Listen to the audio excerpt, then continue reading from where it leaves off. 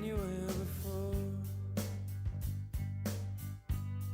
Couldn't look you in the eye. You're just like an angel. Your skin makes me cry. You float like a feather in a beautiful world. I wish I was special. You're so fucking special. But I'm a creep. I'm a widow. What the hell am I doing here? I don't belong here. I don't care if it hurts. I wanna have control. I want a perfect body. I want a perfect soul. I want you to notice when I'm not around. You're so fucking special. I wish I was special. But I'm a creep. I'm a widow. What the hell am I doing here? I don't belong here.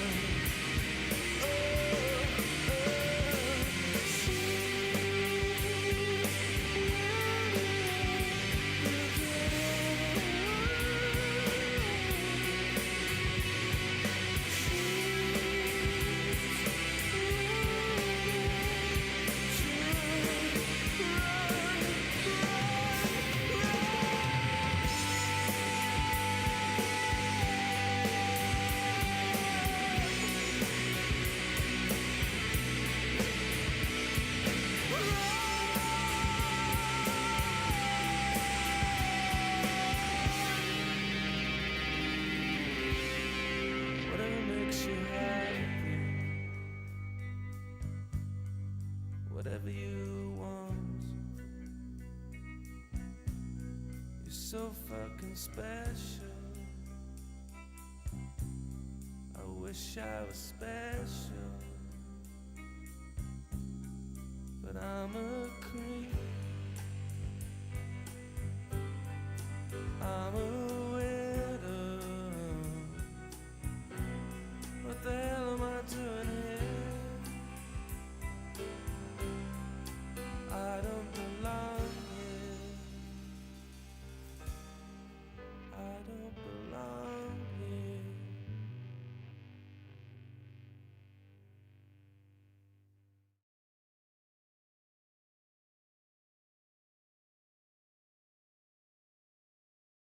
here. Okay. Let's see. Hey everybody, it is C-Dog here with the ACC show. Thanks for tuning in. Please let me know if my audio is okay. I had trouble with that in the past. Let's bring on our buddy Rec Talk. What's up, dude? What's going on, buddy? Hey. Yeah, we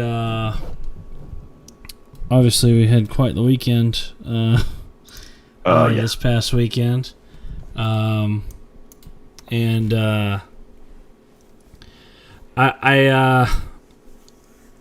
god. Obviously, that's the perfect way to start. I chose the music today as a bit of a way to reflect the way that I'm feeling about our Yellow Jackets, who pretty much shit the fucking bed this past weekend. And yeah, I mean, you couldn't start any worse for sure. Yeah, I mean, this was our we didn't do it. We didn't do a Georgia Tech show this week, so Here it is on the ACC show. We're going to be lamenting about our jackets, obviously, and we're going to be talking about all the other ACC games. The ACC title game is a mess because this is a tank conference. All the haters are right. It's a bad conference. It's the worst conference. It's poorly ran. The teams in it are bad. It's a complete freaking disaster. So we'll be discussing that and more tonight. Let's check who's in the comment section, okay? Let the big dog eat. Michael, let me drag this over. Yeah, let the big dog eat. Michael Butler, Atypical Gump, Nico Greek says to hell with Georgia. That's right, it is hate week, isn't it? Nate the Great, Jarrett, Wahoo Brad, what's up? He might his Wahoos might find themselves in the ACC title game, thanks to us this weekend. Yeah.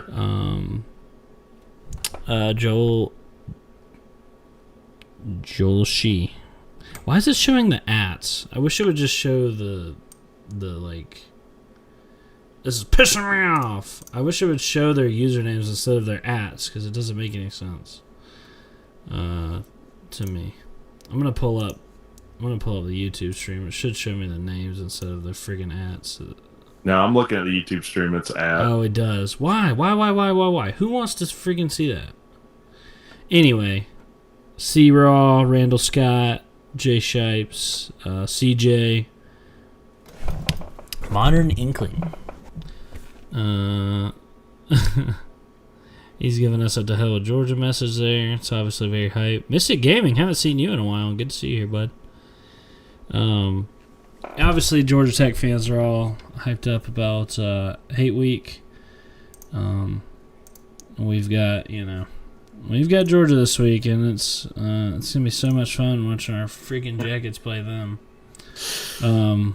Yeah, I'm sure it'll be great. So, let's take a look. I've got the. I guess we'll just do. So, for those of you that don't, I guess know, Pigskin Pete is out tonight. He is gonna come in at I think he said it at 7:45. In fact, I need to send him the link to this. Yeah, he's gonna come on at 7:45. He's, I guess, had to get his kid from school or something. So I'm gonna send him that. But in the meantime, we're gonna be doing the ACC show here on the Sea Dog channel. Obviously, my life has been freaking crazy because my son was born. For those of you that don't know, I mean, I've been mentioning it on videos and stuff, but yeah. My son was born about last That's Sunday. Cool. Yep, last Sunday he was born. So that is pretty cool. He's a cool guy. I love that kid. Being a father is been amazing so far. I'm absolutely over the moon to be a father, and maybe now I have something that I can focus my love and attention on rather than the godforsaken Yellow Jackets that just basically just ruin my life every year. Maybe I can put my energy into something constructive like raising this kid. Yeah, raising them right. I mean, look, dude, we've talked on the phone a few times, and I feel like I've been hit right in the stomach, and all the wind has been taken out. Like, Hate Week is not that fun because you know what's going to happen. I mean, what would make you think Georgia Tech is going to be competitive in this game? Nothing on the field. Yeah. Nothing that we've seen on the field. So, I don't know. Your audio is weird sounding. Oh, God. Well, I don't know what to do about it. Sounds fine to me. But, anyway. What's worse, this or the ACC championship game loss? At least we were competitive in that game. The ACC championship, I mean, you play Georgia every year, and it hadn't gone our way. But you haven't been in a position in a long time to lock down an ACC title berth, and then that happens. I think he was saying that what's worse, losing to Pitt. Oh, thank you for the super chat, by the way. Oh, this is the 2014 loss. Yeah. At least we were competitive in 2014. This. I mean, we got embarrassed. We got embarrassed. At least you made it there. Yeah. I mean, you didn't even make it there, and you really didn't show up for a while in this game. Yeah. I mean that's the just. I'm gonna get worked up again, but that's the baffling thing, and really you've got to. There's no one else to blame but Brent Key. You've 3 weeks of just shit that's come out, and hey, we got things to fix, yada yada yada, and it's gotten worse. Now, the fucked up thing is that in this game, look, if people have watched my videos, this is a bunch of rehashing stuff, but your defense played well enough against Pitt to win that game. Oh yeah, it was offensively. Really, offense lost Georgia Tech that game, which is just head scratching. You know, I went. They were selling Haynes for Heisman shirts. I bought the damn Haynes for Heisman shirt, I didn't. My damn Papa Rec did. Bought the Haynes for Heisman shirt, $45. When am I ever gonna? When is that gonna be appropriate to wear? Ever? I mean, and that's Georgia Tech, and that's Brent Key. Can I just say that? Can I just maybe take a little bit of a victory lap in saying that maybe I was just a little bit right about the defense in this game? Like you said, you just said it.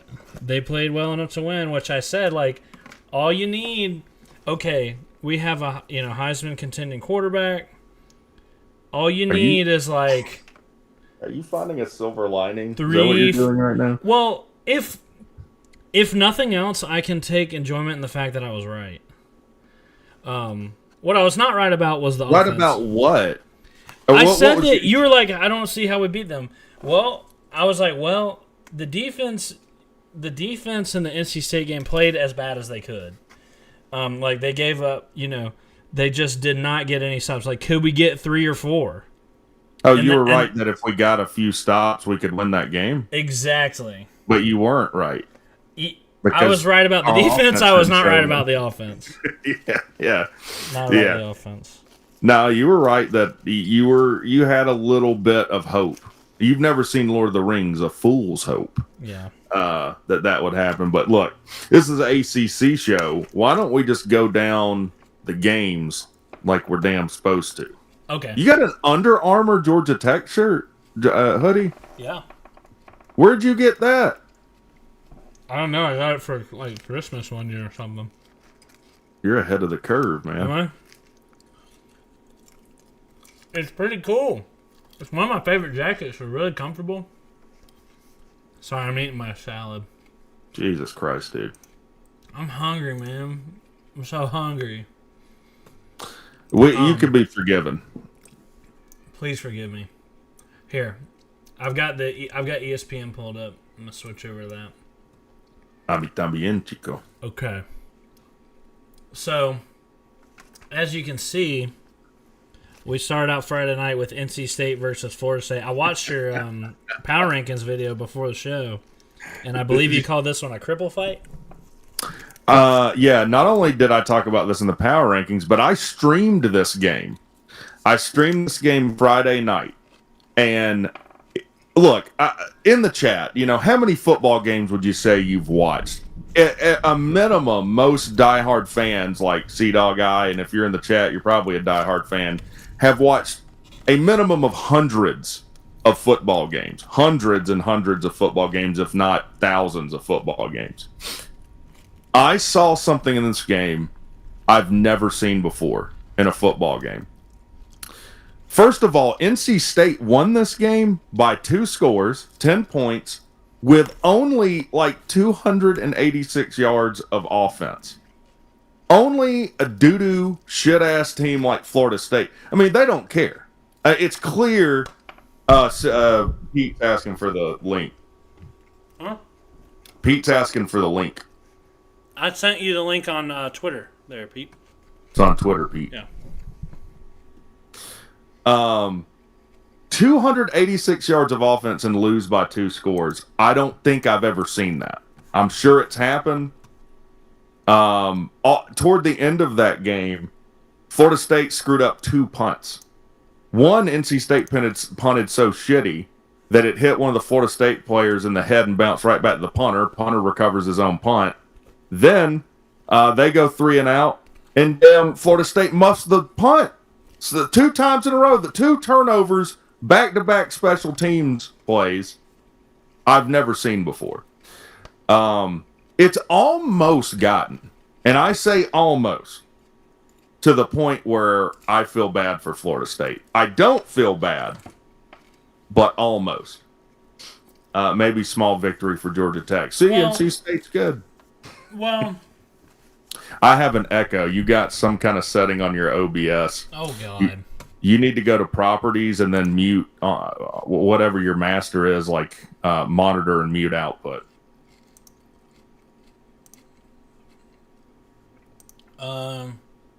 I have you on desktop audio.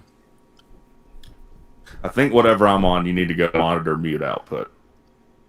Okay. On properties or advanced audio properties? Correct. You know what's going on, don't you? I've had this issue a few times. Well, desktop audio says monitor off. Monitor? Yeah. Mute output. It's one thing. Okay. Okay. Let's see.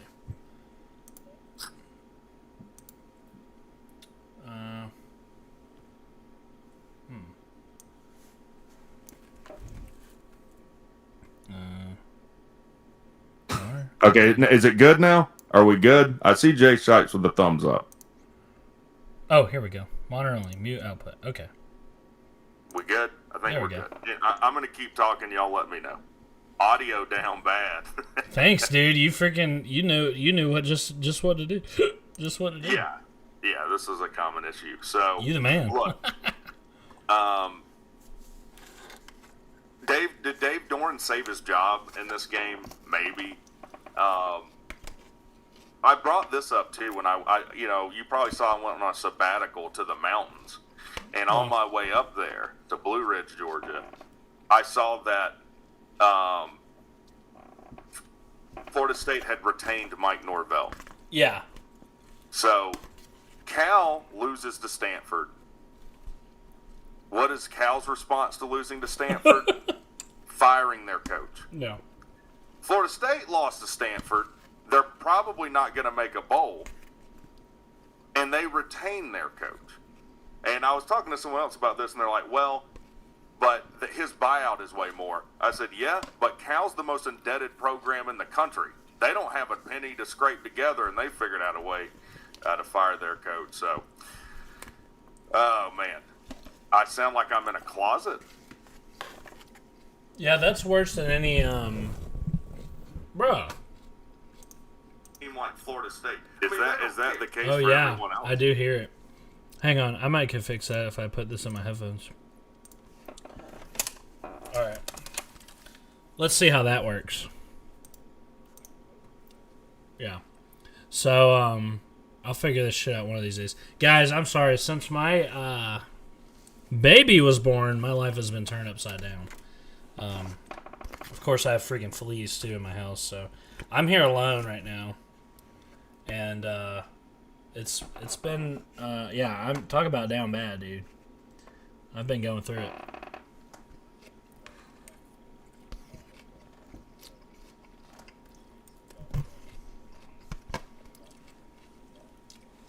Well, Sea-Dog, Rec, and Pete, appreciate you.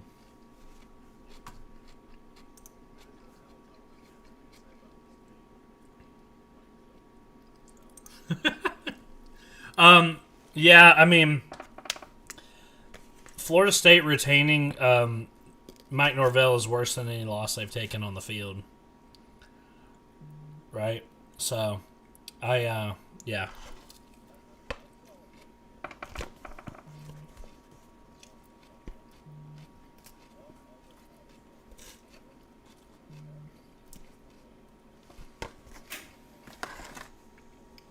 No. Now, he did win an ACC title, too. So, that bought him a lot of equity, clearly.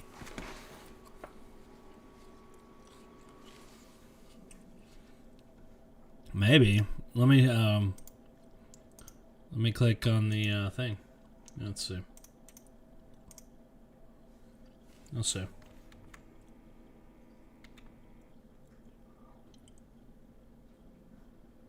Oh my god. I did cut your audio off completely. Oh my god, I'm such an idiot. I don't know what happened. Can you talk?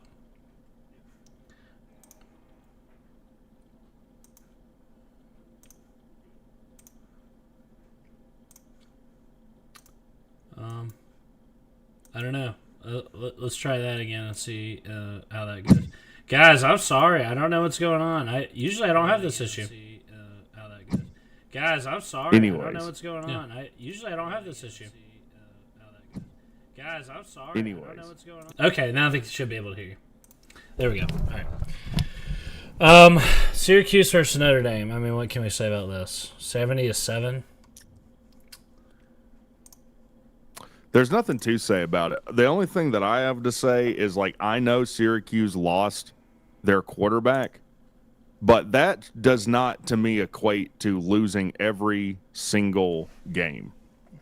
Like, because it's not just like they're bad on offense or on on offense. They're bad on defense. They're bad on special teams. They're just bad all around. That's another example of just because someone is good for 1 year. Okay, I guess Pete's trying to get in the show. Oh. Is he here? Huh. I don't see him in the back room. Did you send him the right link? Yeah. Let me try again. We'll get it together eventually. On the old ACC show here. Let's see. He's not going to Twitter. Just Twitter, post the link in the chat. Oh, all right. There you go. It's only for Pete. I don't want to let anybody else in right now. Only for Pete. Okay. As you were saying about Syracuse giving up. Well, it's just an example of just because a coach has one good year doesn't necessarily mean they're a great coach. You need to sign them to a master. There's Pete. Pete!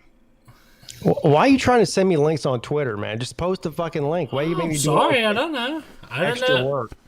I don't know. We always use Twitter. Anytime I send a link to anybody, it's Twitter. It's X. And they're able to figure it out, but it's okay.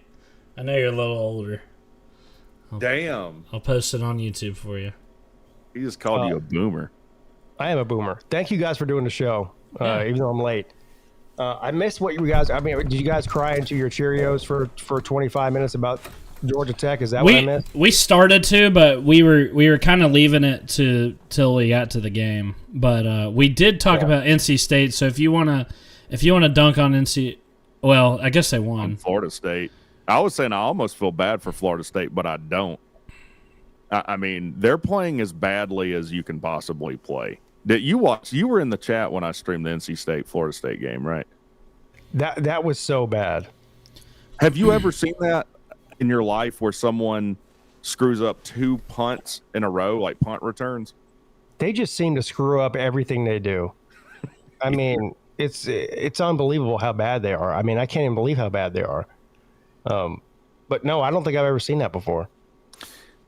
How do you feel about Cal losing to Stanford and firing their coach, but Florida State loses to Stanford and retains their coach? I don't know how to feel about that. I think Florida State missed the boat. They should have fired Mike Norvell about halfway through the season, and they might have been in the running for James Franklin. But they didn't. And now they're stuck with him. To me, this is a completely financial decision for Florida State. There's no really. What other reason would they have to keep him there? But that's weird because I thought they had. Well, I guess it's consistent with their narrative that they're broke and they don't have two pennies to rub together. Maybe they were telling you the truth. Well, I mean, they spent a bunch of money on the NIL and the transfer portal, and they're still paying Willie Taggart, I think, which is really sad. I forgot about him. Yeah, I think still paying him. I think he got a 7-year payout. Oh my God! And so they're in year 5 of that. They got 2 more years of paying him. So Florida State's going to be bad forever. They spent a bunch of money suing the ACC. I think I read somewhere between $5 and $10 million. Yeah, they're doomed. So, they're doomed. They're a doomed program. But did that come out of their athletic fund? I'm not sure how that. Like, where did the money come from? Did that come from the school? Who knows? Either way, they're going to be bad for the foreseeable future. 3 to 5 years minimum. They're in a rebuild. Well, they've been in a rebuild for 5 years already. Damn. They had one good season. They had the 2023 season. They went 13-0, got left out of the playoffs, and then got destroyed by Georgia in the bowl game. But that's one outlying year where you had a Heisman. I mean, you had one of the best players in the country, if not the best player in the country, with Jordan Travis. But every other year, other than that, for the past 5 years, actually might be more than 5 years, they've been abysmal. Yeah, they kind of responded like if you're in an HOA and they're just giving you the business, you just burn your own house down. Yeah, and collect the insurance money. They need to get insurance. Somebody burn that. I know they're doing renovations to Doak Campbell, but they might just want to burn it down and get the insurance money at this point. Like Sopranos. It was a beautiful stadium. Why'd you ever do that? Oh, me. They're so bad they lost to Clemson. Yeah. Do you have anything to say about Syracuse, Notre Dame? I mean, my only thing was like, I don't understand just losing your quarterback and them being this bad. Yeah, I don't really have much to say about it. I mean, Notre Dame is doing what they're supposed to do right now, and because they don't have a conference championship, they need to put up style points. And so they got the foot on the gas. And I think Notre Dame's a good team, don't get me wrong, but Syracuse is an absolute dumpster fire. Yeah. So, I mean, what was the score with Notre Dame and Boston College? It wasn't like a 3-point game. It was close, yeah. Yeah, it was close. Like 35-21. Yeah, and Boston College I think they're even worse than Syracuse, if that's possible. I think Syracuse is probably worse. You think so? I think they're playing worse. I mean, we're splitting hairs here, but yeah, that's like cat turd or dog turd. Yeah. So I mean, look, I'm not surprised that Notre Dame is trying to put up style points because they're trying to impress the committee. They don't want to get leapfrogged by one of these other teams that's actually playing in a conference championship game. Yeah. So I understand what they're doing, but Syracuse is just a bad football team. Oh, side note, not to derail the show, but did you see where I guess it was voted on to kick the can down the road on making any changes to the college football playoffs? I didn't see that. January or something? No, I didn't see that. But January, that's it? Of what, next year? Let me go pull up the article so I'm not lying. They can kick the can down the road all they want. It should stay where it is. Yeah, I don't think it needs to go to 24 or whatever they're talking about. Well, it's going to go to 14 or 16 at minimum. Why? Money. There's no reason, dude. Yeah, money. Yeah. But I agree with you. I mean, it shouldn't happen. It's too many right now. I think so too. I never wanted it to expand, but oh well. I didn't either. Maybe it's just the rankings are delayed. 6 or 8 would have been the sweet spot, but now that we're at 12 and they see the money that's coming in from expanding from 4 to 12, it's like vampires when they see a hot blonde girl who's bleeding to death. Okay. So it says conference commissioners are expecting to receive an extension deadline as they contemplate whether to expand the college football playoffs in 2026. So I think they're going to ESPN agreed to extend the deadline to January 23rd, the Friday after the national championship game, and they're going to vote to extend it, I'm sure, or to expand. They are. So anyway, It'll be 16 probably. If I had to guess, I mean, who knows? I guarantee you it will be a power of 2. Whatever number. Power of 2? Okay. Yeah. Hot take. Yeah. You like that? You don't think it'll be 15? Nice multiple of 5 there? They should make it something dumb like that. Like make it, expand it to 13 teams. Yeah. Just add one more until they feel like they've got the right amount. Have a bye. Let's wait till the end of the season and see who the top 24 are.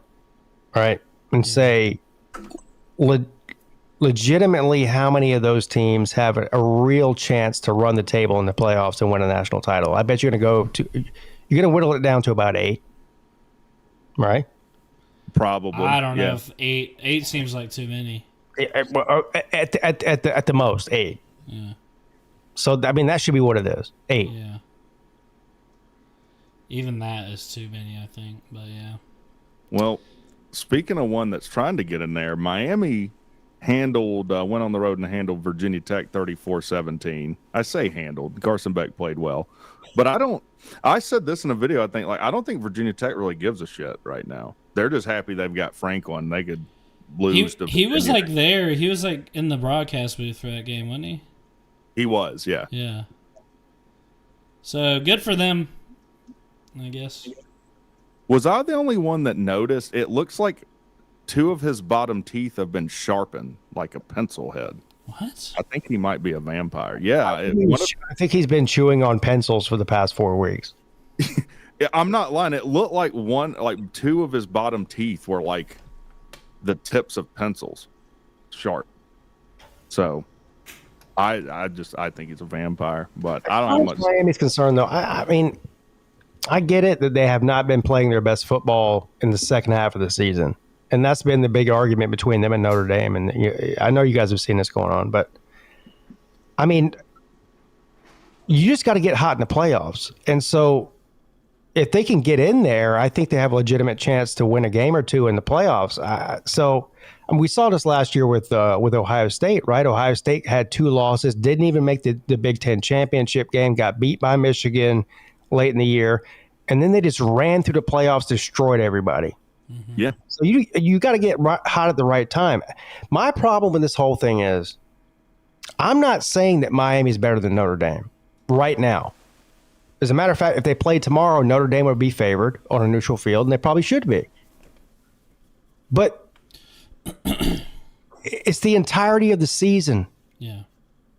It's not just what happened the past 2 or 3 weeks or just what happened in November. And this is the argument that Notre Dame fans make.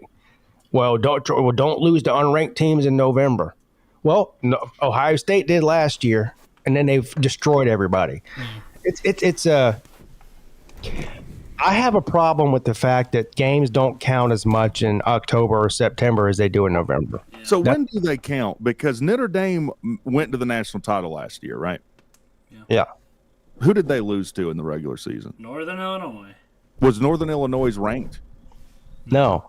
Okay. I was just making sure that I understood it right.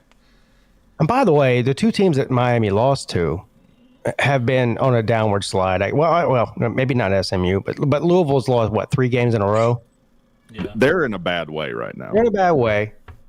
But we're also not talking about, 3-9 teams or 4-8 teams. Yeah. They have 3 losses. It's not like these are terrible football teams. Yeah. Or a 5-6 team. Who lost to a 5-6 team? Oh, Alabama. That's right. Yeah, exactly. We picked Florida State to go 5-7 in the preseason on the ACC show. I think we nailed that shit. Yeah, we did. That's what it's going to be. We typically do. Yeah, we do. We gotta go back and check ourselves because I think we were pretty damn accurate. I think so too. I mean, we're wrong about a few teams every year. I mean, Wake Forest, we were way off on Wake Forest. They're we're gonna way win off 9 on Wake games. Forest. We're way off on Clemson, which most people were. Yeah. Georgia Tech, we nailed. I think we had them in 93. Think so? Yeah. Well, 10-2. I can't remember which one it was, but we're right there. Not it'll be at most one game off. So anyway, You want to get this next one out of this the way? next one out of the way, yeah. Georgia Tech versus Pittsburgh. I mean, what can I say? You had everything on the line. Home game, night game, sellout. You win and you're into the ACC championship game. You got everything ahead of you. It's senior day. Haynes King's the last freaking game at home, and you completely shit the fucking bed. Why? Why couldn't we get up for this game? And look, like you said, the defense played good enough to win that game. But I mean, well, at least partway through it, the offense didn't show up. Like it should have been. Yeah, we got down 28-0, and sort of came back. And we could have, man, if Haynes King. I mean, look, dude. Haynes King throws a 100-yard pick six. We're looking at a much, much different game if that doesn't happen. That was the turning point of the game. I mean, we were about to hit that. We had all the momentum. We were coming back. We were about to go. We were about to score and be down just one score. And Haynes King throws a 100-yard pick six. It's like it was bad enough going down 28-0, but the fact that we clawed our way back and then that happened was just such a kick in the nuts. I mean, that was a 14-point swing, which is the difference in the game. It was too much to come back from at the end of the day. We ran out of time. I mean, we still didn't give up after that, and we still brought it back. We brought it down to a one-score game again. Yeah. After that, we didn't quit. I mean, why? In part because Pat Narduzzi tried to give that game away. That fake call I've ever seen. That fake punt, he had pants on his head for that. That was bad. Yeah, I don't know what he was doing there. It was especially as soon as you see us in a block, you call it off. Even if you have to say we are punting this ball. Yeah. If that's what you do. If you have to, you don't run right into a all-out block punt. I just don't understand why Georgia Tech couldn't perform. I don't get it. You gotta put it on coaching. I put it on coaching right now. Yeah. We weren't prepared to play that game. I mean, obviously, you get down 28-0. You weren't freaking prepared. Why not? Why aren't we prepared? I don't know. What's going on? I don't know. Why did we all of a sudden the clock strikes November and we fall off a cliff? I don't understand. Usually our preparation for games is a lot better. We weren't prepared for Boston College either. That was coming out of a bye week.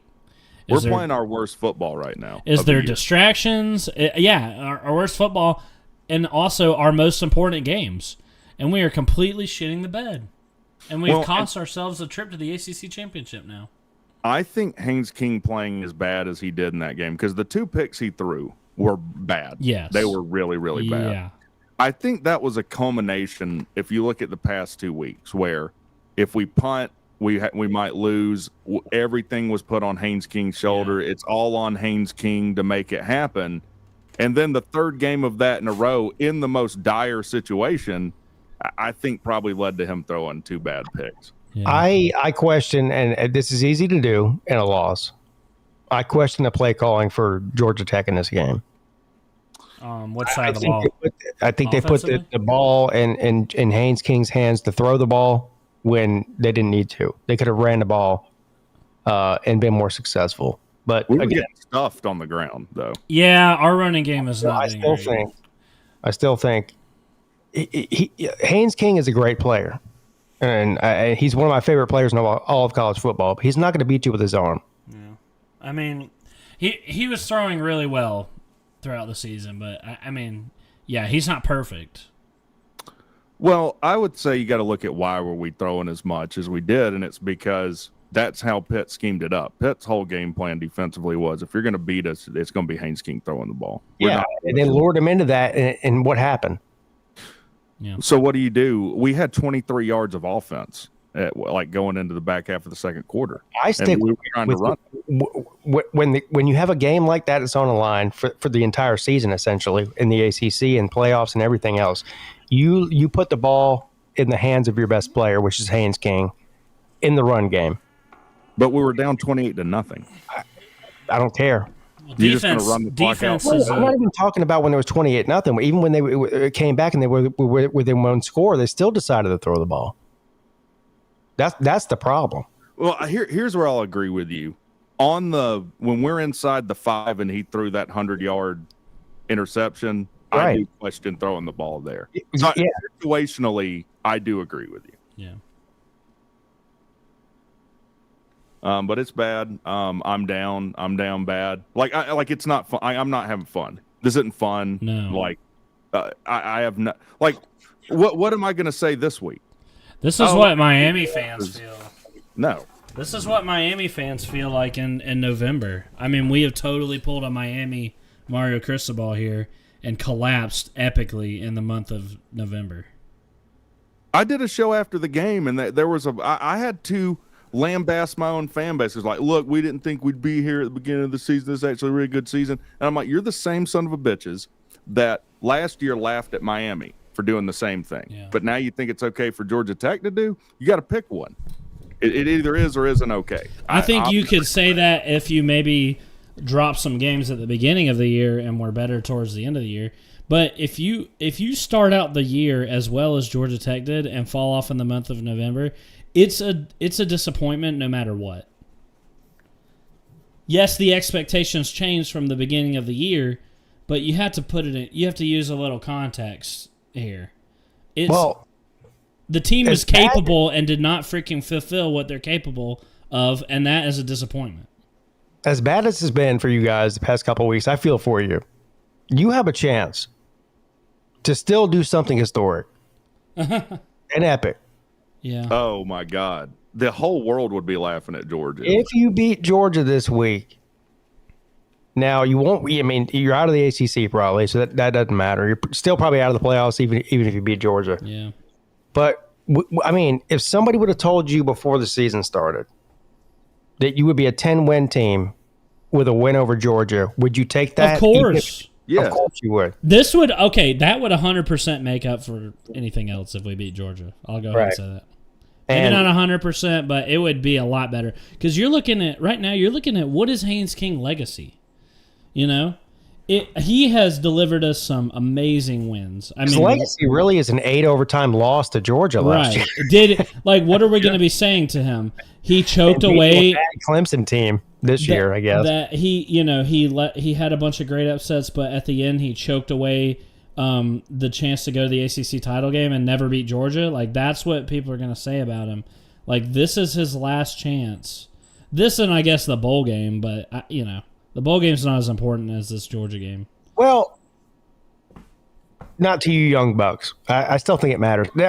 Will he play in it, you think? 100%. Yeah, he will. If he's healthy, yes. he'll play in it. Yes. Yeah. All right, good. He is probably an outlier in the people sitting out for those reasons. But that is an interesting point you bring up, his legacy, because on that post-game show, someone was like, what about him and like Justin Thomas? Justin Thomas was a triple option guy when we went to the Orange Bowl, blah, blah, blah. And I was like, you know what? Justin Thomas was 2 for 3 against Georgia. So 2 for 3, and he went to the ACC title game, and he won the Orange Bowl, New Year's Six Bowl. So, yeah. So legacy-wise, he's got a better one. Yeah. Now, Haynes King has some records.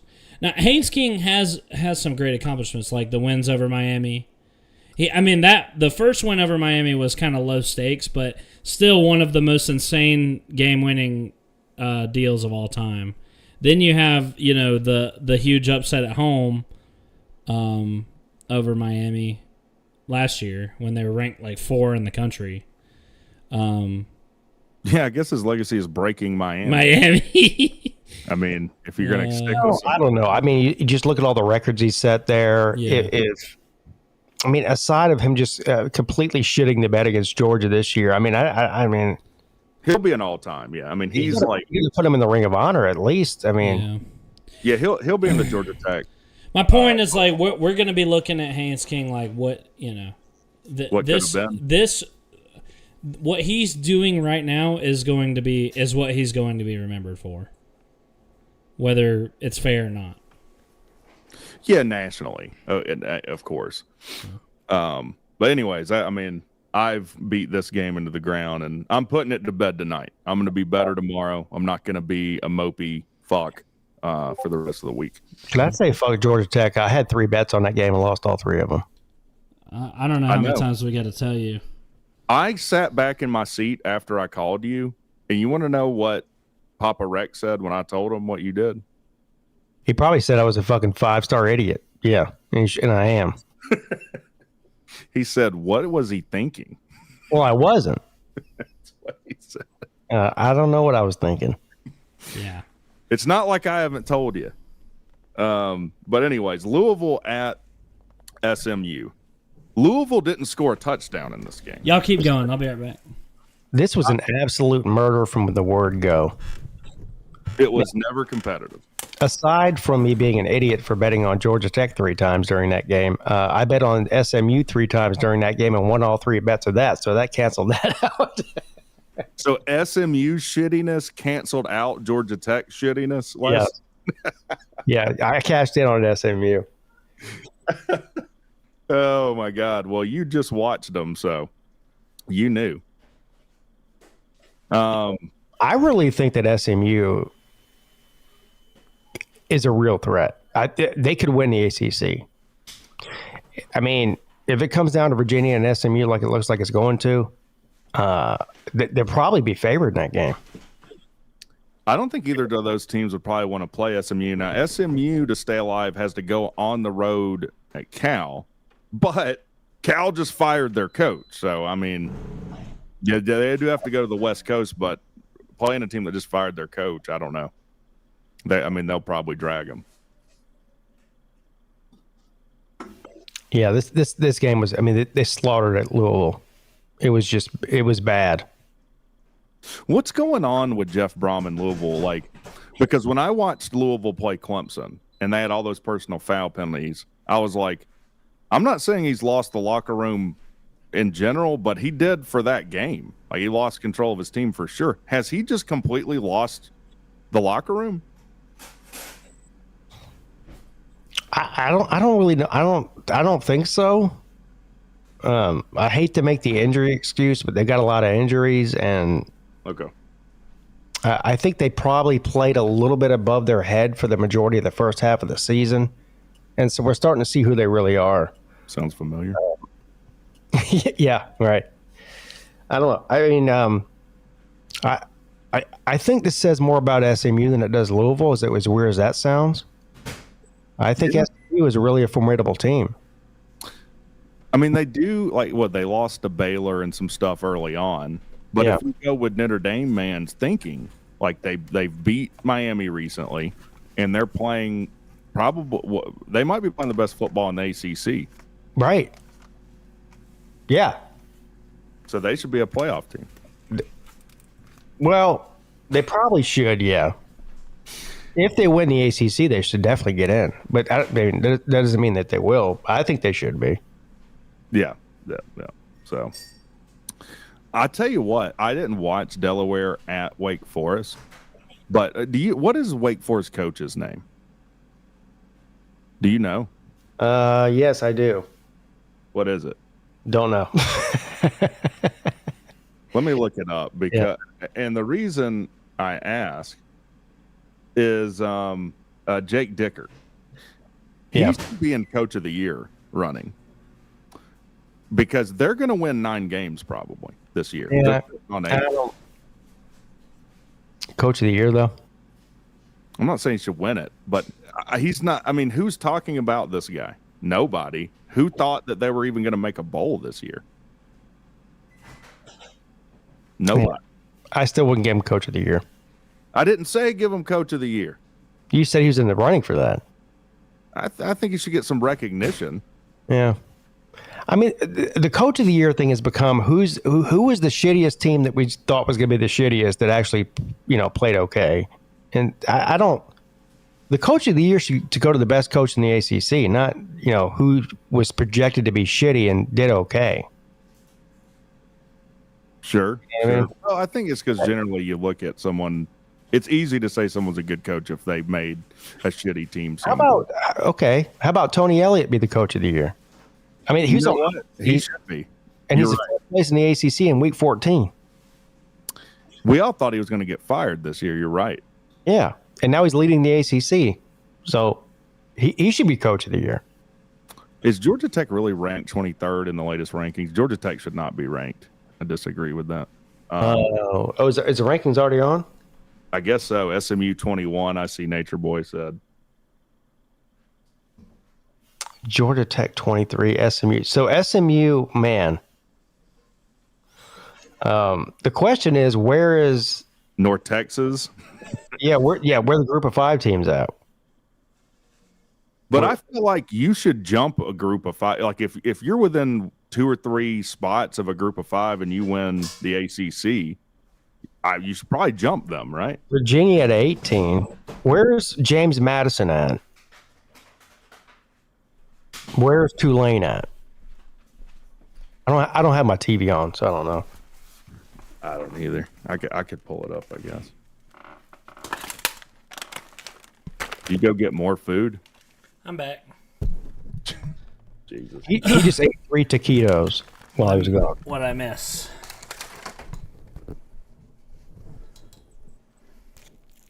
The rankings are on. We're trying to figure out if the ACC is going to get in the playoffs or not.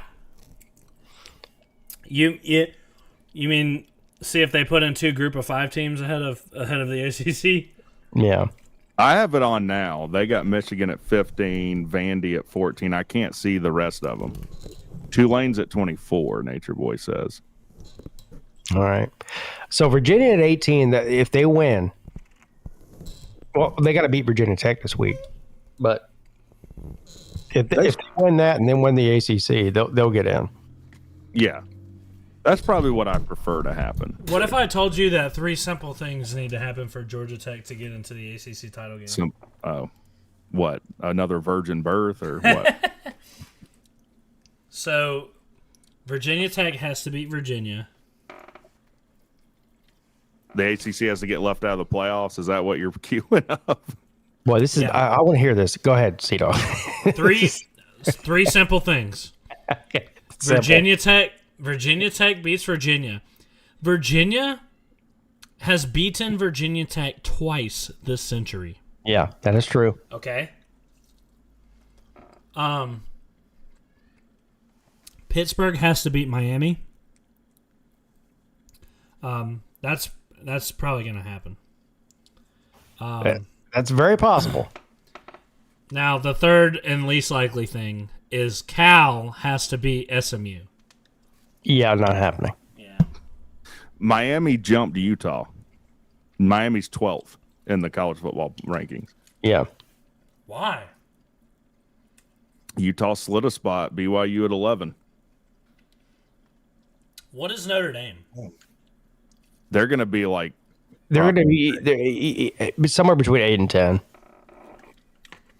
I don't understand putting them both that high and putting Notre Dame ahead. So with Pittsburgh at number 22, if Miami wins that game, that's another ranked win. They could.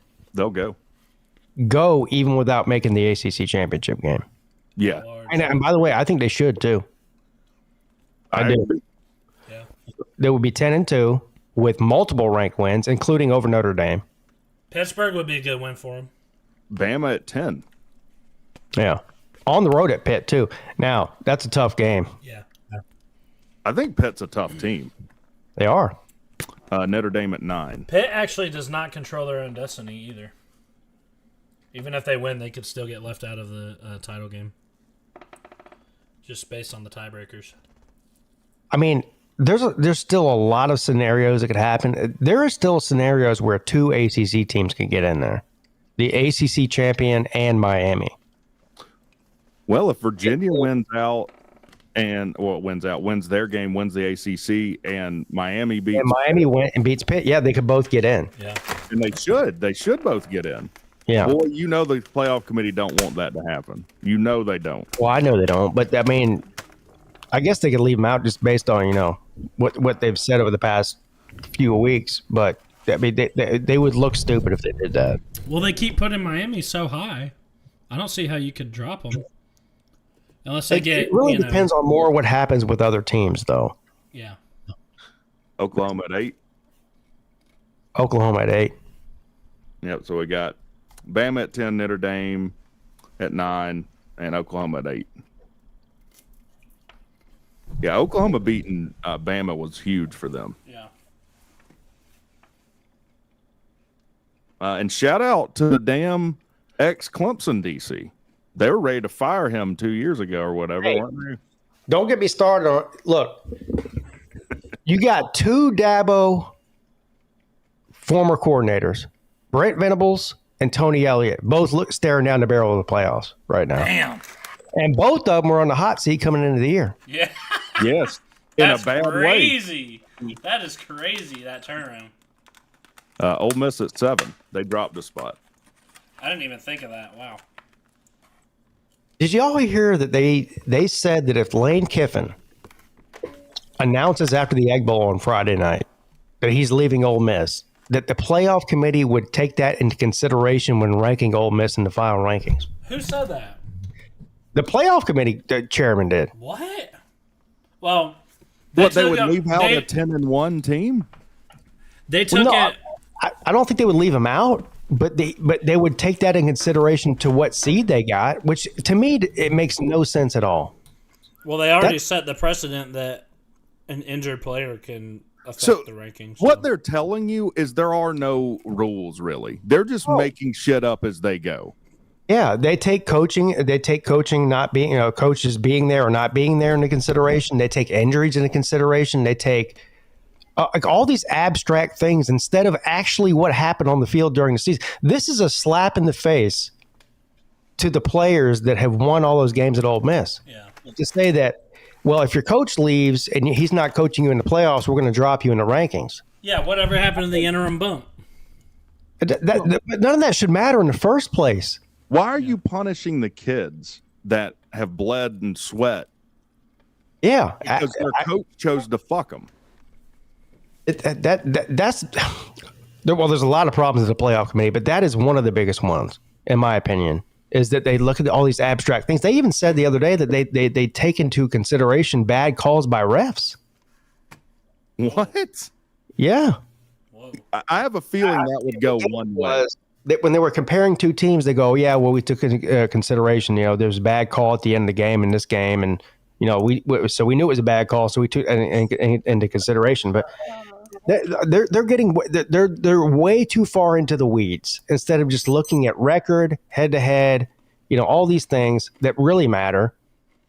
And they're looking to 5 yards downfield instead of just looking at what's right in front of their face. It doesn't make any sense to me. So are they going to take into consideration weather too, you think? Well, this team played in more rain games this year. Yes, I guess if Miami goes to Pittsburgh and it's 30 degrees and they win, they'll give them a boost up because they went to Pittsburgh in the cold weather and won. I mean, I don't know. It wouldn't surprise me. No, that would make more sense than punishing a team because their coach quits. Texas Tech is top. Well, Texas Tech should be top 5. Yeah, it was like Texas Tech, Georgia, A&M, Indiana, Ohio State, I think. I mean, I think Texas Tech is one of the top 5 teams in the country. I mean, I don't have a problem with that at all. No. Anyways, we kind of talked about Wake at Delaware. Duke at North Carolina. Duke tried to lose that game. They tried real hard. What is wrong with Duke? Because earlier in the season, we're all like, man, Duke, is a tough out. They can't get out of their own way all of a sudden. They'll lose to UConn. I don't think. I mean, what they had 2 losses already going into conference play, so I don't think that. Yes, they were got stomped technically by Illinois. They were technically And they alive. lost to Tulane. Yeah, they were technically alive in the ACC, but I don't know. It's so sad to me to look at this list. All these teams that beat Clemson: Syracuse, Louisville, Duke. God dang. It's painful, dude. Tell me about it. We had in 2020 we lost to Syracuse and they were like 1-10. We were their only win. That's rough, dude. Yeah. Yeah. Syracuse did not do y'all any favors. No. I mean, at least that one you can kind of explain away, like, well, they lost their No, quarterback. I don't want to hear it. Don't say it. I mean, it's clearly the that's case one what guy. happened with Syracuse. That's one guy. I know. Well, look, at Not least good. you didn't let Gio Lopez throw for over 200 yards on you. That's probably his season high. I'm not even sure that's true. I have to go back and look. He might have. Yeah. I don't know. I know he's bad. I know he's real bad. Somebody look that up. How many yards did Gio Lopez throw on against Clemson? It might have been more than that. You guys handled Furman? Yeah. Yeah. I saw like a little blip about, they were interviewing Furman's coach. Like, no, I don't have a problem with them scoring with 9 seconds to go or something. Was that some issue? Were there people making a stink about that? Oh, I'm sorry. Were you talking to me? Yes. What would you ask me again? Sorry. I guess- got distracted. I guess you scored with like 9 seconds to go in that game, and they asked Furman's coach about it. Like, did you think that was in bad taste or something? He was like, nah. I mean, you gotta, that your job Well, is. I mean, Clemson they played 110. They had their 4th string in there. So if they scored on you, then whatever. Listen to this. Heather Dennett said there's no spot Miami needs to get into where head-to-head matters against Notre Dame. Well, this is because the playoff committee has made up a new rule that we've never heard until this year. Have you heard about this? We count the win with Comparative groupings. Comparative groupings. Comparative groupings.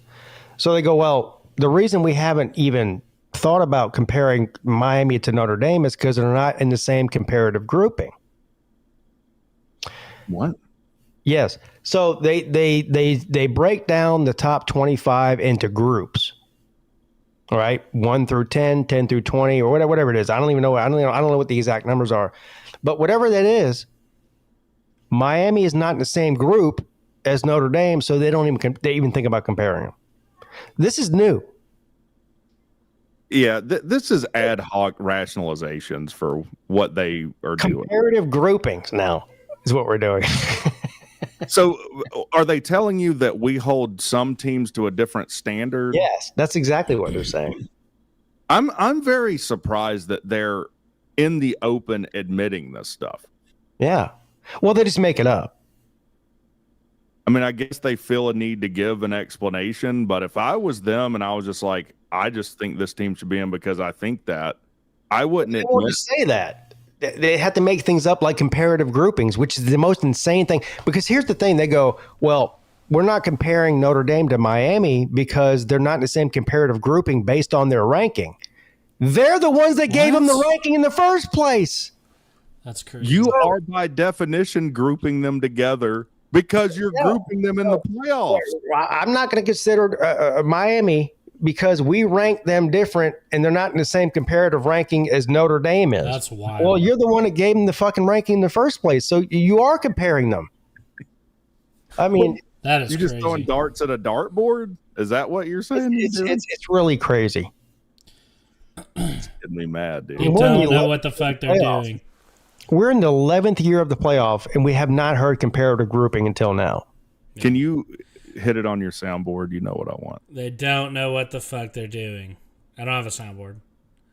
Pete has that on his soundboard. Oh, he's not with his setup. They don't Though. know what the fuck they're doing. There it is. They don't. Is that clear enough? Yeah, that's awesome. Yeah, comparative group. They just make shit up to justify putting teams where they want.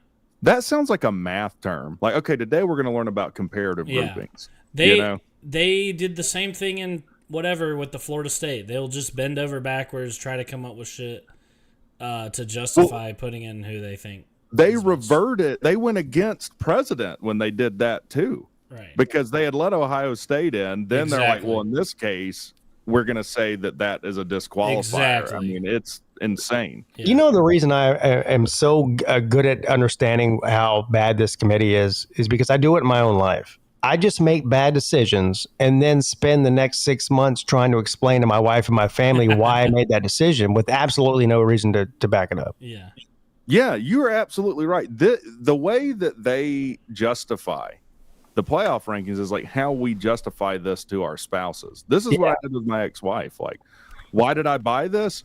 We don't have the money. It's comparative grouping, though, so we do have the money. I don't group this purchase in the same thing as your dumb shoes or whatever. Yeah, imagine your wife walks in and you're banging the stripper, and she's like, "What's going on here? Why would you do this to me?" You're like, "Well, I mean, she was naked. Yeah, she was throwing herself at me. Whoa, so whoa, what else am I supposed to do?" What do we have here? They have turned Hi, Slim. it's comparative groupings. When my wiener's grouped with her vagina, that's a different thing than when it's you. I mean, it makes sense to me. We could be on the playoff. We could make better excuses than this. I'm certain of it. I think so too. Did you guys see what Pat McAfee said? I think it was on game day too. He was like, whoever's making the explanations for what's going on in the playoff committee, he needs to go away. He's like, there's podcasters out there that have nothing to do with football that can make better decisions than the committee can. And he's right. Well, did you see one of them step down, right? Yeah, because he didn't know what he's talking about. Yeah. Yeah. No, this is, first of all, people do this. This is done in politics all the time where you'll just buy a very popular channel and have them be a mouthpiece for whatever you want them to do. The playoff committee could do that. They never thought about that. Apparently not. They need to get somebody in there that like somebody who people trust. Josh and Payne. Objective. Somebody like Mac Brown or Josh Pate. Nick Saban. I don't even know if Nick Saban's objective. Honestly, he's not, but he would be better. But you get my point, though. Somebody like that. No, I'm saying they could throw Josh Pate a ton of money and have him parrot whatever they want him to parrot. And yeah, he would be willing to do that, I'm sure. I'll do it. Yeah, we'll do. We don't have to do it. I'd probably go rogue. We would start laughing in the middle of it. We'd be like reading what they want. We're like, guys, I'm sorry, this is fucking stupid as shit. I have no idea why. Well, we have something up on the playoff committees that we actually watch the games. Yeah. Oh, yeah. Listen, this shit's simple. It really just comes down to tell us you don't want Miami in without telling us you don't want Miami in. Well, what they're telling you is they only want Miami in if the ACC champion looks shitty. That's what they're telling you. In other words, they want Miami in if they're going to leave the ACC champion out. If not, which I don't think they can really do. I mean, because you're not going to have two group of five champions ranked higher than the ACC champion. I don't think so. And probably not higher than Miami either, as long as Miami beats Pitt. Now, if the Miami beats Pitt, if they lose the Pitt, they're out. What's that? And listen, that would be a very Miami thing for them to fuck this game up. I'd be worried about Pitt. I was worried about Pitt before we played them. We don't have the team Miami does, but I think Pitt. And I was saying this during Pete's live stream, like, because there were a couple Pitt fans in there talking shit, and I'm like, listen, this isn't even me being a homer. You're not going to see the same defense this week that you saw against Georgia Tech. Our defense is exponentially better. I can tell you this, though. If Miami goes on the road with the playoffs on the line, because the committee pretends to care about November a lot. So if they go on the road late in the year with the playoff spot on the line and beat Pittsburgh, who now they've ranked at 22, I think you should be a shoo-in for the playoffs if you win that game. I would tend to agree because that would give Miami a fourth-ranked win. Nature Boy just said unavailability of coaches or key players was just listed as one of the committee's principles. Yeah. See? That's what I'm saying. Refs, hypothetical situations, key players. See, they only give a shit about we said it about Florida State a couple years ago. They didn't give a shit about it in 2014, but they gave a shit about it in Florida State's case. I can't imagine that they say unavailable coaches is a criteria. That is insane to me. So yeah, let's say this happened. let's say you had a coach who was ranked 12th in the playoffs, get sick and have to miss. He's going to be out for like a week or two. Yeah. Miss a game. Would you then leave them out because That's what they're saying. Yeah. Well, If are they you're saying a head team- coach or are they saying coordinator? I mean, like if Shannon Dawson or our DC gets into a car wreck, They don't. And here's the problem: is that they don't specify. They say coaches, which could mean anything from the head coach all the way down to the fucking strength and conditioning coach, as far as we know, because it gives them flexibility to spew a bunch of bullshit, then justify it afterwards. guys, That's all it is. the water girl isn't going to make it. We got to drop them a spot. I mean, what a slap in the face! This is supposed to be about the players. And everybody's supposed, all this stuff about with NIL and everything. Why you don't care about the players making money? You're just a bunch of greedy bastards. But then when it comes down to the playoffs, they're like, well, if the coach ain't there, fuck them. They don't care about the players. Can I just say it? To me, it seems like this is all these rules that are coming up are an ad hoc rationalization for getting the best viewership matchups they can. it's Well, all about money. That's been a conspiracy for a long time. Now, I do think there probably is some of that, but that doesn't justify what they're doing to Miami, because Miami does get viewers, especially when it comes to the national stage. They're going to get, there's a huge Miami fan base around the country. So that doesn't really explain what they're doing to Miami as it does to other prospective teams. So What is the driving force then, you think? Because it seems like there's some intention. There's a reason that you're getting all these. Is it to just cover their own ass and to make sense of what they put out? What is the driving force? Here's the thing, and I haven't bought into a lot of this, but they're kind of making it hard not to.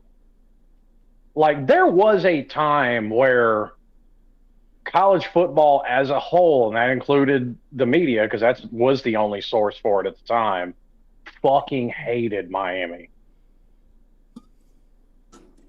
I mean, Miami was like it was the college football version of the 70s Raiders. Years ago. I don't really think that is relevant in today's world. Well, here's the thing. Do you think that Miami commits more penalties than your average football team? I have no idea how many penalties. I don't know. I'll buy. Well, unfortunately, people have broken this shit down. Miami gets called for shit that your average team gets away with. Now, I would like to see this report though. Like, there is actually, I come across it on YouTube. I'll have to send you I'll find it and I'll send you the link. Guy puts side by side comparisons together of footage. Well, anybody can go through 40 years of film and pick up. No. It's all this year. All of it's this year. Yeah, but you still don't know what he's cherry picking out. I mean, and grant that. That's why I take it with a grain of salt. Yeah, I mean, there could definitely be some sampling bias if we want to get technical. But yeah. I mean, the idea that there's not some sort of, I'm not saying there's a bias towards Miami or anybody else. I mean, but you have a bunch of current athletic directors, guys who do have rooting interests, guys who have relationships on this committee with coaches that are currently coaching. Oh, yeah. All that. So, of course, there's bias. I mean, where that bias lies, they're not going to tell you. So there's really no way to know. But there's certainly bias in there. But I don't really know how you take that out of the game completely. As long as you have a committee full of people who are currently active in the sport, you're going to have those biases. Yeah, you got to do away with this whole committee thing. You got to just come up with a criteria, straightforward criteria. Number one, this is what we look at. Number two, number three, this is how it's determined. And even if it's dumb, go with that. Because at least my whole thing with bullshit like this is at least be internally consistent with what you're saying. They're totally inconsistent. Yeah, and that's why we're all mad. I know. And when you look at the NFL and Major League Baseball, well, basically every other sport on the planet other than college football, there is no bias. It's you win this, you're in. It doesn't matter if the Falcons are terrible.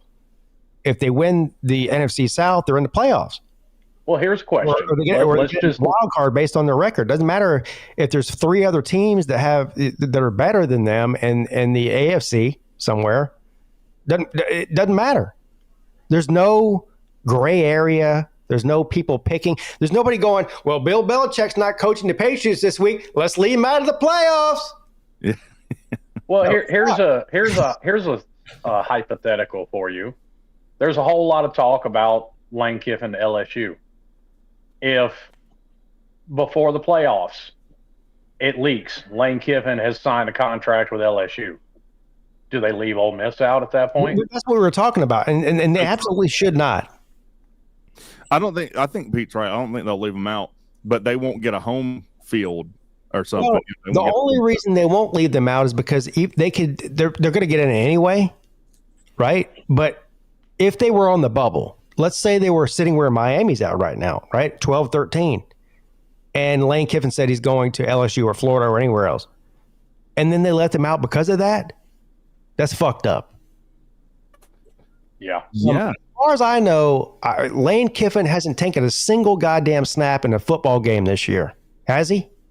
No, he is not. No.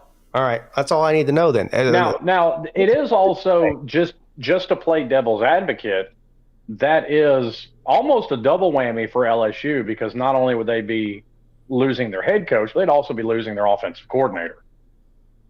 So what?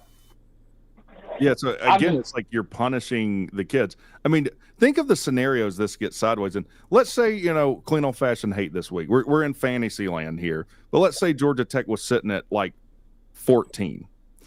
They beat Georgia, or 15 or 16. They beat Georgia, but Brent Key announces he's going to Florida, and Slim is happy. Would they could justify still leaving Tech out, not bumping them in the playoffs, even though they'd have a top 5 win at the end of the year? Well, number one, they shouldn't leave them out. And number two, actually, no, I wouldn't be happy. I think Brent Key's a really good coach. I think he can be dangerous at Florida. He hadn't looked that great in the past 5 years. Yeah, well, I understand that, but I don't even think you would argue this point that, number one, Florida has more resources than Georgia Tech. And number two, they can just, based off of their name, they're going to get, on average, a higher caliber recruit. Sure. Yeah. I mean, I didn't even bring that up. Pick 2 other teams. I'm just saying I don't even know what to say about this playoff committee. I mean, it's wild.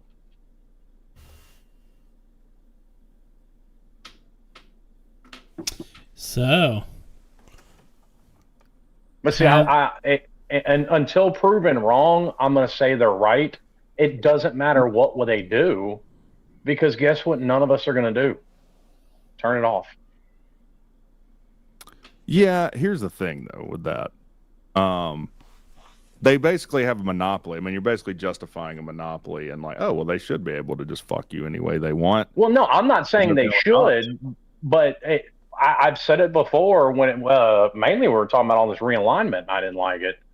The only place if you don't like the direction it's going, if you don't like what they're doing, the only place to hurt them is the pocketbook. But people en masse just won't do it. Especially if it's not their team getting screwed over. We need to do a French Revolution in college football. Or bring out the guillotine. Even take your example. Say if it's Georgia Tech getting screwed over. Do you think your average Georgia fan would come on like I did defending Florida State and defend Georgia Tech? I think Lou would. Florida State. Well, I'm saying, do you think your average Georgia fan would come on and defend Georgia Tech in that situation like I did Florida State? Probably not. But I mean, I don't know. Like, I think Lou would, because I think he'll call a spade a spade. I call a spade a spade. I mean, I get hit from every single angle. Every angle. I'm just saying your average fan won't. Like most Miami fans, when that happened to Florida State, they were like, fuck them. It's Florida State. They don't care. They deserve it. Yeah. Miami fans are mad at me. I've been shitting on them all year, and they deserve to be shit on. Notre Dame fans are mad at me for sticking up for Miami in the playoff rankings. Clemson fans are mad at me for picking Clemson to lose to South Carolina. I can't fucking win over here, dude. Why don't you support your own team, dude? What a piece of shit. Yeah, I guess I'm a fair weather fan, what they've been calling me. You've gone worse than Hufferbilly Paul at this point. No, I haven't. No. Yeah, Hufferbilly Paul wants to just fire everybody. Forget the football team. He wants to fire the president of the university, all the professors, kick all the students out, and just start over. He wants to start a new university called Hufferbilly Paul University. Move it out of Clemson, put it somewhere else. I'm not down that bad. HBPU. Yeah, exactly. Dude, that'd be a hell of a school. We could probably get It would be the only school that had 12 different head coaches in 1 year. He fired 12 head coaches this year. Oh my God. I do have to go. I have to go pick up my son from work, but I do want to say before I leave, I would be remiss on the ACC show if I did not say this.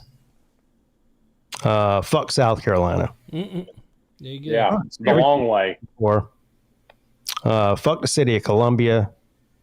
Fuck their traffic patterns. Fuck their roads. Fuck their fans. What a miserable, miserable fan base. They've existed for 130 years. 130 years. And they've got one single banner hung up in that shit stadium they got. Yeah. In 1969 ACC championship. They've been in the SEC now for almost 40 years. They have it. I don't even do they even have a single New Year's Six bowl win? I don't think they do. They're so down bad. Miami can't win the ACC, and they backed out of a home and home with us. I was about to say they are the proverbial bottom of the barrel in college football, but they're not even proverbial. They are the bottom of the barrel. Just a miserable, miserable football program. There's not a single person alive that's seen them do anything of note. Not anybody. Can we get a game prediction this week? Yeah, Gamecocks 38, Clemson 30. Good night. I did look it up for Pete. It says no, South Carolina has not won a New Year's Six bowl game. Oh my God. Well, with that, we can look at this upcoming week's games. I don't think we talked about Cal versus Stanford, but who gives a shit about that? Yeah. It's Cal and Stanford. Okay. Now, I might actually have to disagree now with Pete. That's the bottom of the barrel right there. Stanford? Yeah. Or Cal? Both of them together. Yeah. Calford? Well, what do you think about this? Rectalk was saying this earlier in the stream. Cal fires their coach after losing to Stanford, but Florida State does not. Let that sink in. Ugh, good God. Listen, I'm almost to the point where it's getting hard to make fun of Florida State fans and their program. Yeah. I mean, listen, I'll have material until they get that white boy off that horse, but it's almost getting hard to make fun of them. Yeah. Show me the line for Tech UGA here. 13.5, Georgia. Yeah. I would have set this line at 14.5. I think the line should be at least 3 scores, maybe 17 and a half. I think Georgia's a bunch of bitches. I almost don't care what the spread is. I would probably take, like, if you're a gambling person, I would probably take Georgia Tech and the points, just because UGA just doesn't cover spreads against anybody. Yeah. Pretty easy to cover a spread against a team that can't stop anybody. Yeah. Well, yeah. But it's not like their defense is anything to write home about this year either. Be the best defense Georgia Tech's played this year. Be the best offense Georgia Tech's played this year. Yeah, maybe. I'm down on Tech, man. I'm down. I mean, fuck Georgia, fuck all their fans, but yeah, I noticed you ignored my text message Saturday. What'd you say? I don't know. I was not in a good headspace Saturday. It was the end of the first quarter, and I texted you worst first quarter in the history of first quarters. Oh, yeah, I saw that. I saw it. I didn't have anything to say. Yeah. I listen, I couldn't have predicted that happening if my life depended on it. I think Georgia's going to be able to name their score, but whatever. Nah, I think they're a bunch of bitches. We're gonna beat them.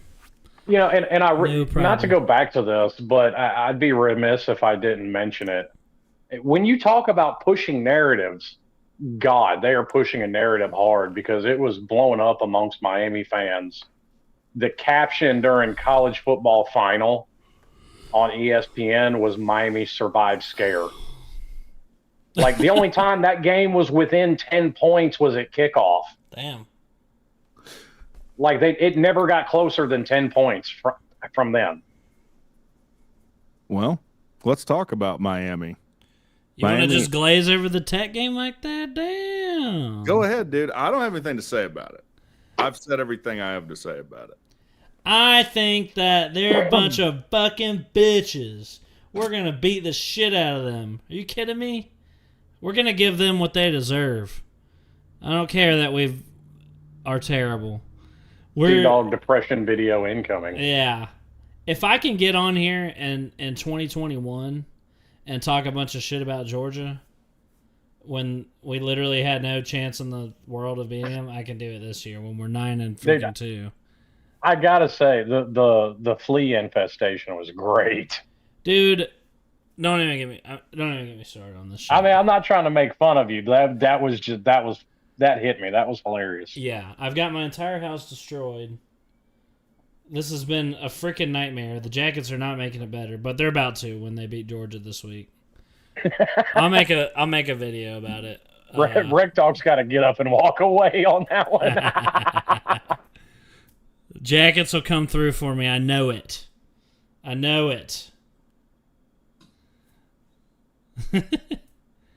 gotta have faith in something, I guess. Yeah, so all right, it's fine. Look, I mean, Georgia Tech is completely shit the bed in the month of November. This game is definitely not as exciting as it used to look.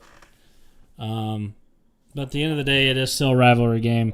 Under Brent Key, we have played our best game every year against Georgia. Our most complete game and our best effort. Great. Under Brent Key, we don't get blown out by 30.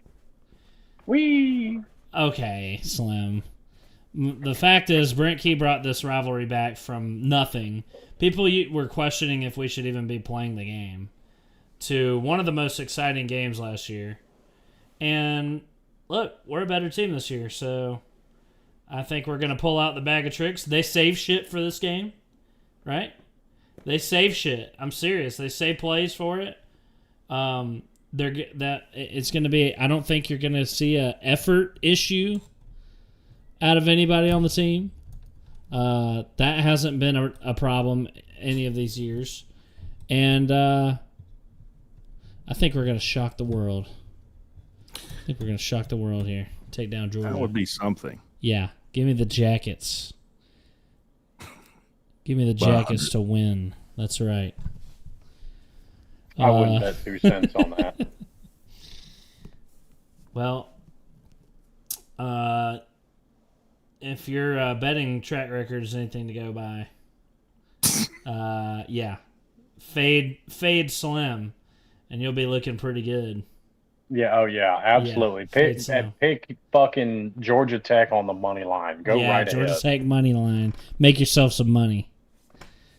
Thanks, Sea-Dog, later. What's Wake's record, Slum? I don't know. What is Wake's record? They got 8 wins. They're probably going to get to 9. Uh-oh. Fade Slum. Hashtag. Fade Slim. Okay, so I was wrong about one team. Good Lord. Yeah. The fact is you kept coming and double, triple down every week on it and kept being wrong. That's okay, though. Look, why don't you tell us what's going to happen in this Miami and Pittsburgh game? Miami's going to win. You think so? I do. Let me see the line. It's I'm interested. What is the line? Miami's favored by 6.5 according to ESPN. That's a lot of points. ESPN Bet is giving us the line on that. I don't think it is a lot of points. Because one thing I will stand on is Miami's defense is exponentially better than Georgia Tech's. That's not even a question. Yeah. Sure. I mean, what? So what? Like, are you saying that? What are you saying? We're not going to be in a 28-point hole in the first quarter. Now, what's way more likely is we're up by 28 and find a way to fuck it up. That's way more likely. Yeah, it is on the road. And I guess I would like to point out the last time we played Pitt at Pitt and they were ranked, we beat them. So do we. So to all the people that say, "Oh, Miami can't play," which I still don't get where that comes from. Like, Miami's been playing cold weather games forever and won them. I don't understand it. Why are y'all so undisciplined, though, is what I want to know. I do think they're undisciplined. I don't think they're anywhere near as undisciplined as they're made out to be. Yeah. Yeah, I don't know. I'm leaning towards Pitt in this game. But see, that's been a problem. I harp on it. That's been a Miami problem for 30 years. I think this game's going to be tricky for Miami. I would stay away from betting it. And if you made me, I'd take Pitt plus 6.5. I think I would too. I'm not so sure. Assuming they don't do a fake punt in the dumbest spot they can. I'm assuming that. So. Well, and here's why I do feel a little better about this team going forward. They've managed a pick six in like the last 3 or 4 games in a row. It's not all going to rely on Carson Beck and the offense. Now, I do think they're getting a little more than a little predictable with their play calling, and I don't like that. Like, I don't know how many jet sweeps with Malachi Tony they tried, and it's like, fucking stop, man. Yeah. All right. Pittsburgh versus Miami. What about Kentucky, Louisville? It's a hard Kentucky game just to has pick. their number. This is a hard game to pick because, I mean, it'd be a little easier if Louisville wasn't on this like terrible downslide and like losing streak. I don't know what happened to them. I don't either. In Kentucky, are they the worst team in the SEC? Yeah, they're horrible. Well, no, they're not the worst. But I think that's Arkansas. Well, Okay. whatever it is, they're bottom of the barrel in SEC, and they just have Louisville's number, like you said. Louisville can't beat them. Louisville beat them last year, I think. Did they really? Yeah, that was the first time in like 6 years. First time, yeah. And Louisville has been a better team each year than Kentucky, and still struggles to beat them. And with this like horrible losing streak, I don't know. I really don't know. Is Louisville favored? Looks like it. Yeah, by 3.5. I don't like it. It just, for whatever reason, Kentucky, There goes Slim. Kentucky's just really seemed to have their number. Yeah, I agree. Yeah, I'll probably go with Kentucky. Something's wrong with Louisville right now. I mean, I guess they do get it at home, but it hadn't really mattered for Louisville recently. Yeah, that's not going to be a super exciting game, I don't think. That's probably going to be some really bad football. I mean, Louisville has the capability. Louisville very well could win this game by 30. Yeah, if they get their head out of their ass. Yeah. But will that happen? I don't know. Oh, boy. Oh, here we go. Clemson versus South Carolina. Well, we've heard Pete's take on that. Yeah, South Carolina's favored by 2.5. I'm going to take South Carolina. Dude, I don't like it. I mean, you want to talk about a downslide, but South Carolina, and I think a lot of it's got to do with the injury bug this year, but South Carolina did not stand up to expectations preseason. Yeah. Hasn't the road team won this game something like the past 3 years or something? I think so. Yeah. Yeah, give me Clemson. It's in South Carolina. Yeah, give me Clemson. I don't know. I just think South Carolina's better. I don't know that they are. They're both really bad. I'm about to say they're both a couple of turd nuggets. Yeah, maybe you guys are right. I'm taking Clemson. Maybe you guys are right. I don't know. South Carolina's freaking terrible. Oh, dude. Speaking of a freaking cripple fight. Yeah, Boston College versus Syracuse. Give me Syracuse, I think. No. Fran Brown is going to finish the season unshowered. Tickets as low as $3? Oh, they beat us. We had $4 tickets. They beat us. Oh, my God, dude. I legitimately think Boston College wins this game. I do think Syracuse is the worst team in the conference. What kind of person would attend this game? Someone who's being held hostage. Players' parents? Yeah, players' parents. Will there be any non-players' parents at this game? I'll tell you who will be at this game. The coaches, and the players, and the refs. Yeah. That's who will be there. Yeah. That's rough, dude. It's on the CW. Yeah. God, poor CW. You know what? You're right. For the CW. You know what? You're right. Give me Boston College to get their first ACC win of the year over Syracuse. In the fart box, too. I've been there. Boston College is favored. Yeah. Because they're a better team. Holy cow. Dude, what are they going to be? 2-10? Yeah. And that'll be not only their only ACC win, their only Power 4 win. Cripple fight right here. Wow. Wow. Yeah, Syracuse is 3-8. Boston College is 1-10. Wow. There's a combined 4 wins with the. If you don't like that, you don't like ACC football.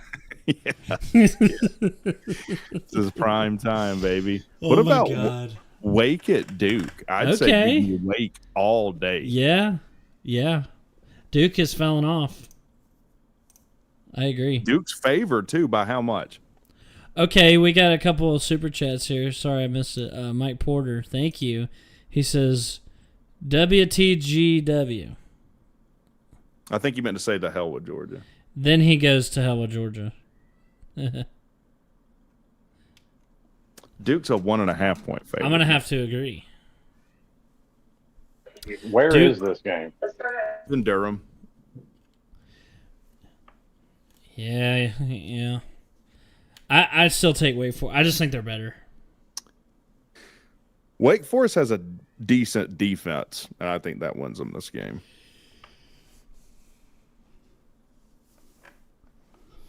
Yeah, Duke is an embarrassment to the ACC. I do hope they lose. Wait a minute. Duke's an embarrassment, but Boston College isn't? Well, Boston College is also an embarrassment to the ACC. Comparative Duke it might be worse because they were actually in the running for the ACC, with only the 1 loss in conference. But they had like 4 losses already. Like, that's embarrassing. So that's why I say that. Yeah, but they lost like almost all of their non-con games is what it was. Exactly. Illinois, Tulane. Yeah, that's embarrassing. That's like 2 years in a row we blocked. Yeah. Y'all have blown. Yeah. Florida State at Florida. Another cripple fight. I think Florida wins that by 2 scores. At least. I would take Florida too. This is. Am I the only one that finds it weird that both teams only scored 11 last week? It is weird. Well, we're in the Matrix. First to 12 wins. Damn, dude. Do you think Florida State loses, Slim? Oh.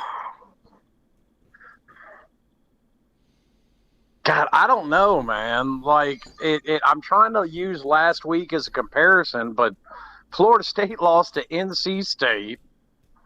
Right. Oh, good God. And NC State didn't even have 300 yards of offense.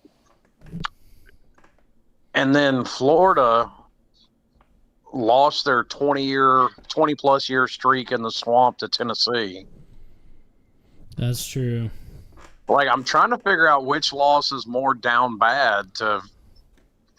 But God, I don't know. Florida State still has their coach. Florida State does still have their coach. A lot of good that's done them.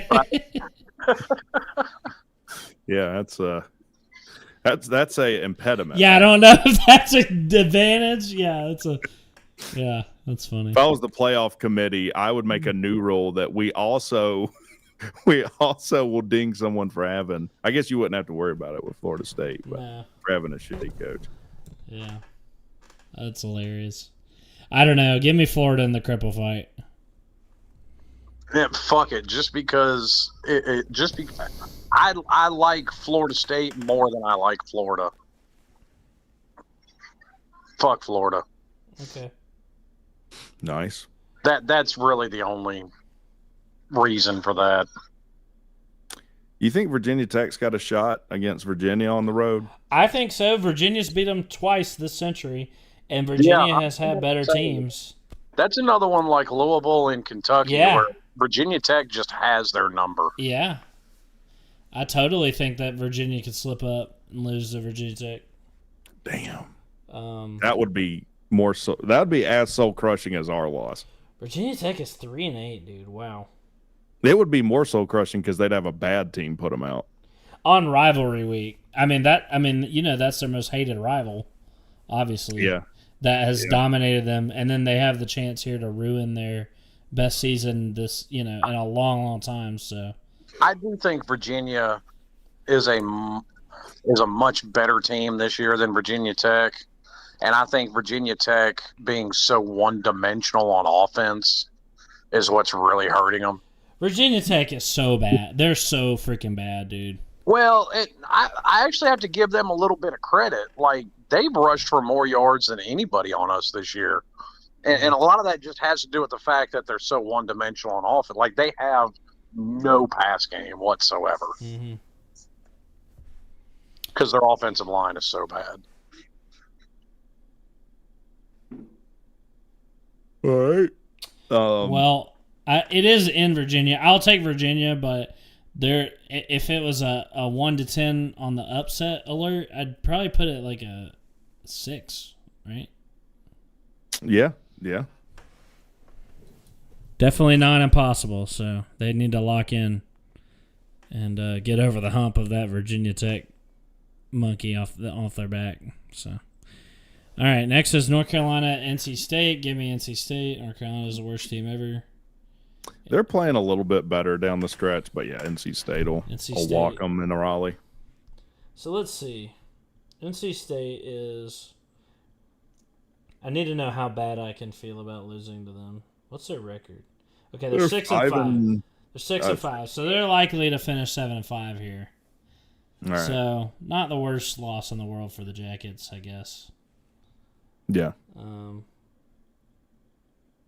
But pretty bad, but yeah. Yeah, it's at NC State too. I wonder if Dave Doran probably saved his job. I don't think Dave Doran's job was ever in question. That's the sad thing. Maybe not. I mean, we're kind of shitting on Florida State for keeping Mike Norvell, but NC State has kept Dave Doran for 15 years. Well, 13, but close enough. This is true, and he's been consistently a better coach than Mike Norvell. Has NC State missed a bowl under Doran? I don't think they have. Maybe they have. Yes. That's right. They've gone 5 wins before. Whatever. Is it possible for SMU to stumble against Cal after Cal? Does Cal get an interim bump? I hope so for our purposes of making it into the ACC championship game. They delivered once. They put down Louisville. We need Pittsburgh to win. We need Virginia Tech to win, and we need Cal to win in order for us to get in the you know what? championship game. Just because you hate Miami so much, you'll get 2 out of those 3. Miami will fuck it up for you. Oh, you're out of your mind. Look, man, if we went to the ACC championship and won it off those conditions, I would probably feel horrible about it.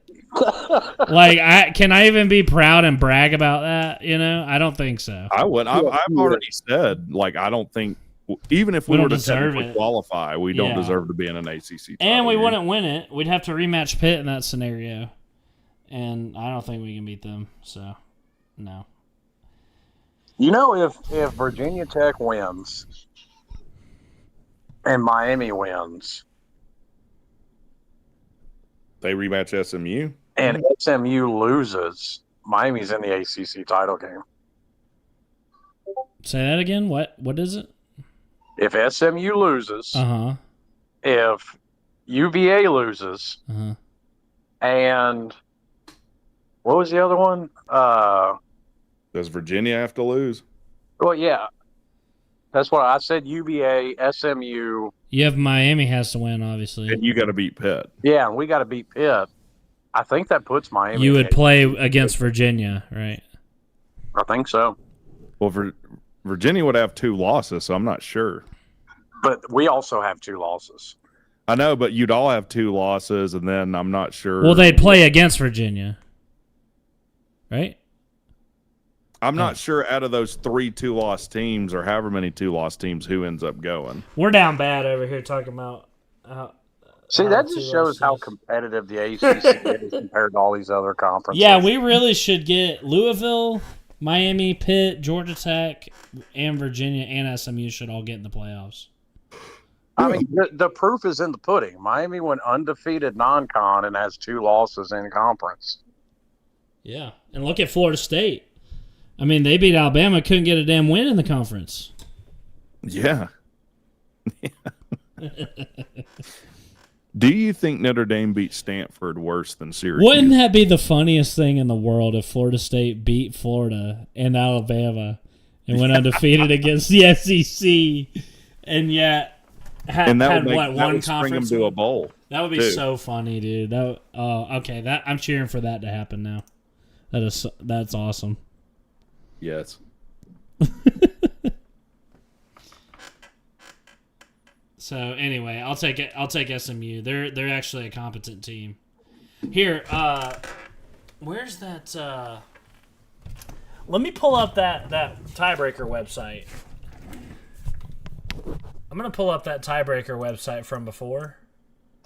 Oh yeah, and see if all the 1-loss team lose, what happens? Well, I want to see what happens if if all the games we predicted turn out the way that we think. You know what I mean? Like who is going to get in?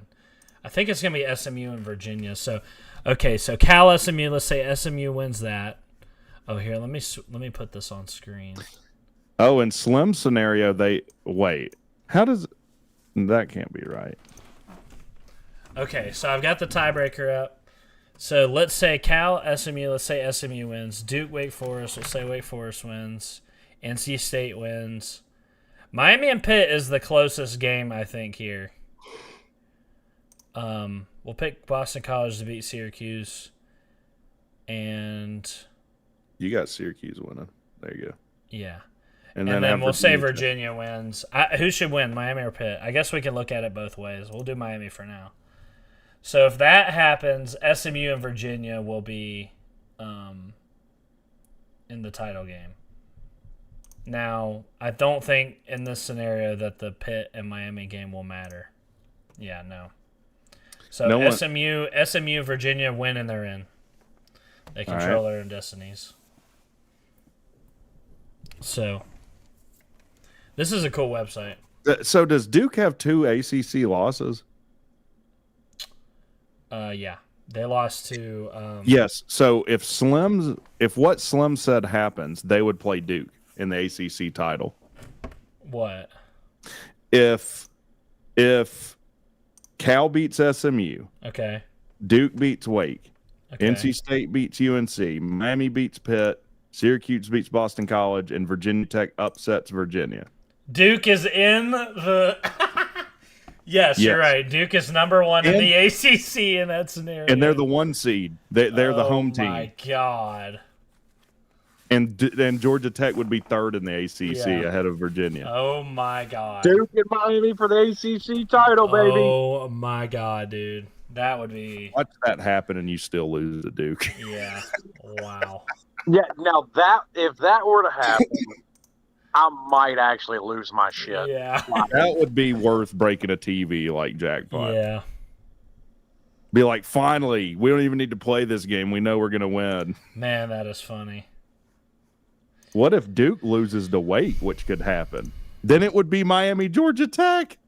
Same situation I just laid out, but Duke loses to Wake. We play Miami in the ACC title game. Yeah. So there's a, if you want to know. So Miami versus Georgia Tech. So, or, okay, so the Pitt Miami game doesn't matter. We actually just need Cal to beat SMU and Virginia to beat Virginia Tech. And Duke to lose, I guess, in that scenario. We could still make the playoffs, maybe, if we beat Georgia yeah. and then all this other crazy shit happens, Maybe. which would be a travesty. Yeah, maybe. They would change the criteria for the playoffs immediately Yeah. if that happened. Yeah. But anyways, I got to hop out of here, guys. I All right, appreciate it. yeah, we're about done anyway. What do we have? SMU. Okay, we talked about that. Notre Dame, Stanford. Whoop-de freaking do. Notre Dame's gonna win by a lot. So, all right, that's Rec Talk gone. All right, Slim. Thanks for coming on. Yes, sir. And thanks for everybody for tuning into the ACC show tonight. I had a good time, and I guess we'll see y'all next week after Rivalry Week to talk about some bowl games or something. Yeah, talk about that upcoming Georgia Tech Miami ACC title game. Yeah, we'll talk about the conference championship game. I forgot. Okay, so yeah, championship game and then bowl games. So I mean, it's only a championship game for 2 teams, so we have to talk about everybody. So yeah, it'll be bowl yeah, games. we'll talk about this past week's games, then we'll talk about bowl games, or talk about potential bowl games, I guess, because we got to wait till conference championship week is over for that. So, all right.